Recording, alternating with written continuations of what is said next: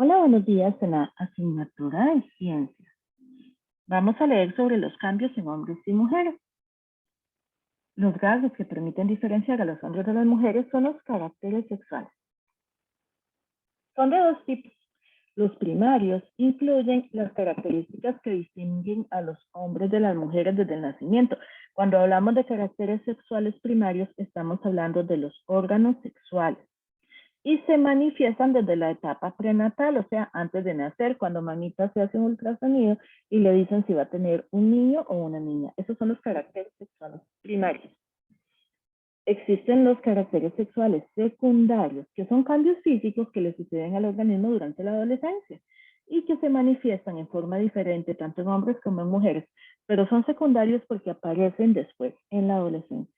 Vamos a hablar de los mismos. La adolescencia abarca desde el final de la niñez y el comienzo de la edad adulta. Y además involucra transformaciones que llevan al niño de la niñez a la adultez. Entonces es una etapa de muchos cambios. Abarca más o menos entre los 10 y los 19 años. Quiere decir que ustedes están en esta etapa. La primera etapa de la adolescencia es la pubertad, donde empiezan a aparecer los caracteres sexuales secundarios debido a la actividad de las hormonas sexuales. Las mismas son producidas por los ovarios en las niñas y los testículos en los niños. Los estrógenos, vean qué palabra, son las hormonas que determinan la aparición y el mantenimiento de los caracteres sexuales en las mujeres. Y la testosterona, ambas palabras debemos aprenderlas, es la hormona responsable de los cambios en los hombres. Entonces vamos a leer algunos caracteres sexuales secundarios. En mujeres y en hombres son diferentes. En las niñas, aumento de la estatura, en los hombres también aumenta la estatura. Entonces algunos son de ambos, ¿verdad? Disminución de la cintura en las niñas, ensanchamiento de las caderas y los muslos en las niñas, crecimiento de vello axilar y púbico. Esto también sucede en los niños, crecimiento de vello en las axilas y el pubis. Además de eso, en el rostro, como el bigote y la barba.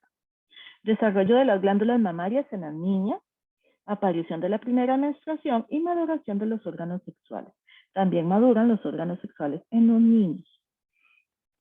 Los caracteres secundarios de los hombres que no son iguales a las mujeres sería aumento de la musculatura, ensanchamiento de los hombros, crecimiento del pene, aparición de las primeras eyaculaciones y maduración de los órganos sexuales, ya esto lo habíamos visto, cambio del tono de la voz a uno más grave.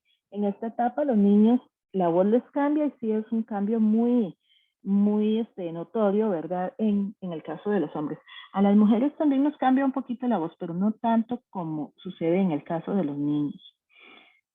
El desarrollo de los caracteres secundarios durante la pubertad da inicio a la madurez sexual. ¿Qué es la madurez sexual? Es la capacidad de las personas de poder tener hijitos. La eyaculación y la menstruación marcan el inicio de esta madurez sexual. ¿Qué es la eyaculación? Es la expulsión del semen por la uretra. ¿Qué es el semen? Es una mezcla de espermatozoides y sustancias producidas por las vesículas seminales y la próstata. Entre los niños se puede dar entre los 11 y 13 años y se conoce como espermarquía. La menstruación, en el caso de las niñas, consiste en la expulsión a través de la vagina de sangre, el óvulo que no se fecundó y fragmentos del endometrio. Se repite cada mes por lo general y dura entre 3 y 7 días. La primera menstruación, o también se llama menarquía, ocurre entre los 10 y los 14 años. Una mujer embarazada no menstrua, recordemos que la menstruación es el óvulo no fecundado.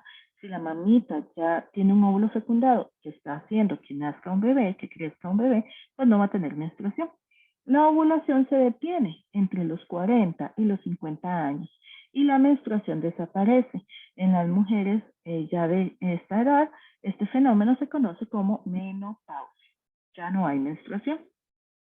La producción de espermatozoides lo regula la testosterona, que era aquella hormona, ¿verdad? Masculina. La menstruación es regulada por las hormonas sexuales progesterona y estrógenos, que son las hormonas femeninas. Aunque en la adolescencia se alcanza la madurez sexual, o sea, son capaces las personas de reproducirse a partir de la adolescencia, No es una etapa adecuada para tener hijos, ¿verdad, chicos? Estamos un poco pequeños todavía en la adolescencia. Es posible físicamente, pero no es una etapa adecuada para convertirse en papá o mamá. Una persona también requiere madurez emocional y estabilidad económica, ¿verdad? Para poder ser padres y madres responsables. Esas características se adquieren en la adultez. También si hablamos del ciclo menstrual, es un proceso que comprende la producción de óvulos y cambios en la estructura del útero. Esto es el ciclo menstrual. Obviamente se da en las mujeres. Empieza el primer día de la menstruación y tiene una duración aproximada de 28 días. Pero esto cambia dependiendo de cada persona. No hay dos mujeres o dos niñas iguales.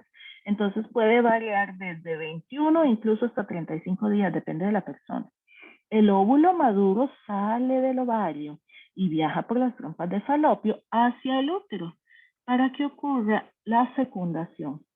El endometrio se engrosa, se llena de sangre y va formando como un colchoncito para que ese óvulo, en caso de ser fecundado, pues se adhiera a las paredes del útero y se forme una nueva vida.